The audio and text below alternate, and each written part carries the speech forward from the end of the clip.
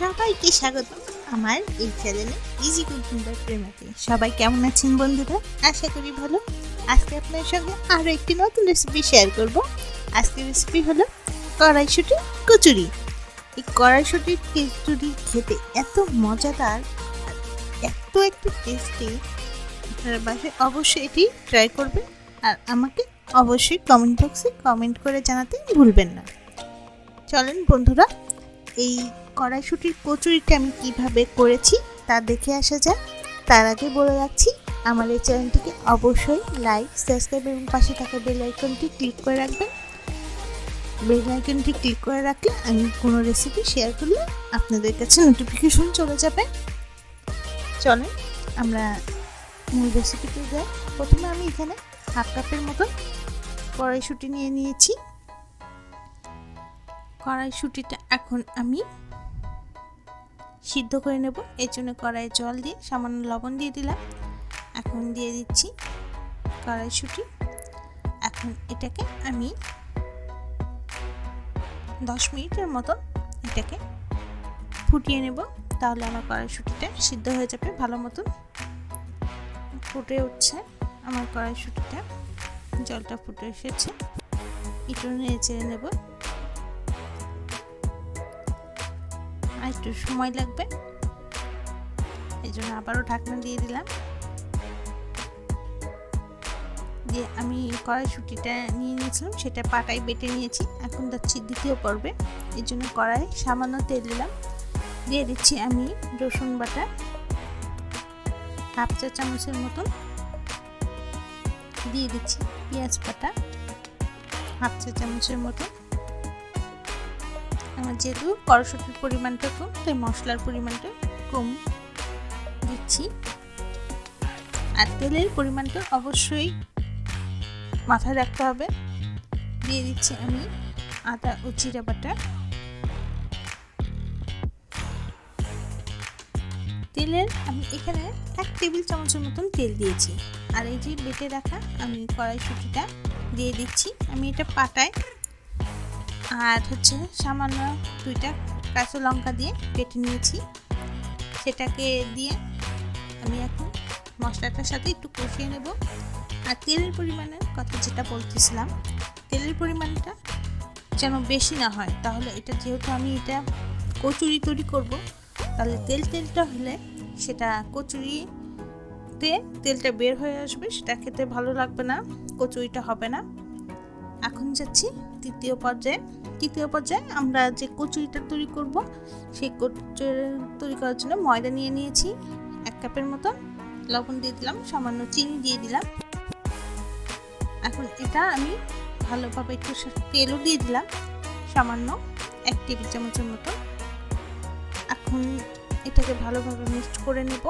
দিয়ে একটু ভালোভাবে ময়াম দিয়ে নিয়ে এটাকে মুথে ফেলবো সামান্য জল দিয়ে। আর মোথাটা অবশ্যই একটু শক্ত করে মুছতে হবে, যেন নরম না হয়। আমার জল দিয়ে আমি শক্ত করে, দেখতেই পাচ্ছেন কিভাবে আমি অতটা শক্ত করে করে নিয়েছি। একদম শক্ত না, একদম নরম না, একটু টাইট করে আমি মুথে নিয়েছি। এখন দিয়েছি সামান্য তেল দিয়ে আমি এটাকে ঢাকনা দিয়ে ঢেকে রেখেছিলাম 10 থেকে 15 মিনিটের মতো। এখন ঢাকনা খুলে আমি সেই ময়ামটা আবারও আমি আটাটা একটু বাতাস বের করে দিচ্ছি আর গোল গোল করে লিচির মতন কেটে নিচ্ছি। আপনারা চাইলে হাত দিয়ে করতে পারেন, আবার চাকু দিয়েও সেটা কাটতে পারেন। আপনারা আপনাদের পছন্দ অনুযায়ী এই কাজটা করতে পারেন। আমি হাতের সাহায্যে করছি।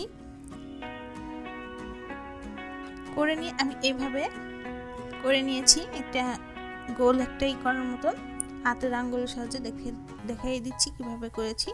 এখন এই দিয়ে দিলাম পুরটা, এই কচুরির যে পুরটা, মটরশুঁটির যে আমি পুরটা তৈরি করে রেখেছিলাম, সেটা দিয়ে আমি মুখটা বন্ধ করে দিচ্ছি। দেখতেই পাচ্ছেন আমি কিভাবে তৈরি করছি, ঠিক এইভাবে তৈরি করে নেবেন। আমি এখানে অনেকগুলো তৈরি করে নিয়েছি, বাকিগুলো তৈরি করে নিচ্ছি একইভাবে। এই বাটাটা যদি আপনি শুধু ভাতের সাথেও খান, যে কড়াইশুঁটি, এটা এত টেস্টি হয়েছে, আপনার বাসায় অবশ্যই ট্রাই করবেন। আর এখন যাচ্ছি আমি ভাজার জন্য। তেল দিয়ে দিচ্ছি, পরিমাণ মতন তেল দিয়ে দিচ্ছি, যেহেতু এটা একটু ডুবো তেলে ভাজবো, এই জন্য তেলের পরিমাণটা একটু বাড়িয়ে নিয়েছি। এখন ভেজে নিচ্ছি। দেওয়ার সাথে সাথে দেখতেই পাচ্ছেন আমার কচুরিটা ফুটে উঠছে। আর কচুরির সাইজটা একদম বেশি ছোটও হবে না, আবার বেশি বড় করা যাবে না, মাঝারি একটা সাইজে করলে সেটা খেতেও ভালো লাগে, দেখতেও ভালো লাগে।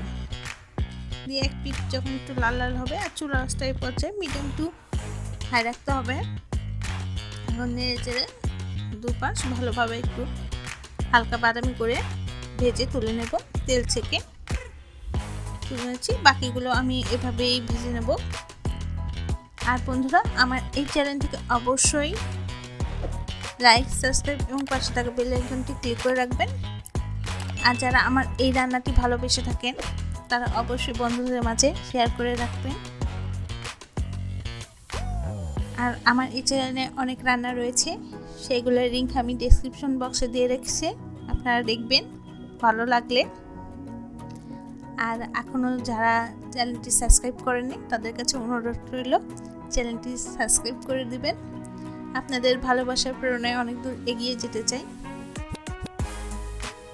আর অবশ্যই কমেন্ট করে জানাবেন কেমন হয়েছে রান্নাটা। আর যদি নতুন নতুন কোনো রান্না দেখতে চান, অবশ্যই কমেন্ট করে জানাবেন যে এই রান্নাটা আমি দেখতে চাই। আমি চেষ্টা করব আপনাদের জন্য সেটা উপস্থাপন করা।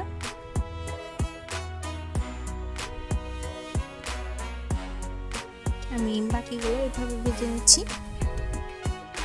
আর যারা আমার চ্যানেলটিকে সাবস্ক্রাইব করেছেন, তাদেরকে অসংখ্য অসংখ্য ধন্যবাদ।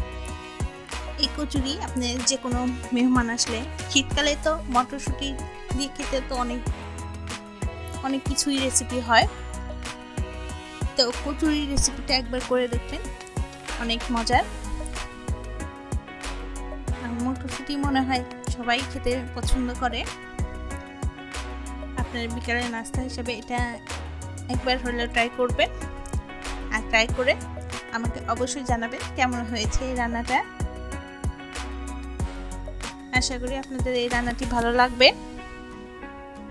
আর ভালো থাকলে অবশ্যই লাইক দিবেন।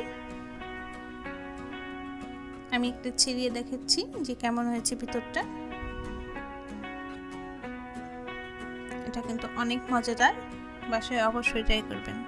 আর আমাদের পাশে থাকার জন্য আপনাদেরকে অসংখ্য অসংখ্য ধন্যবাদ।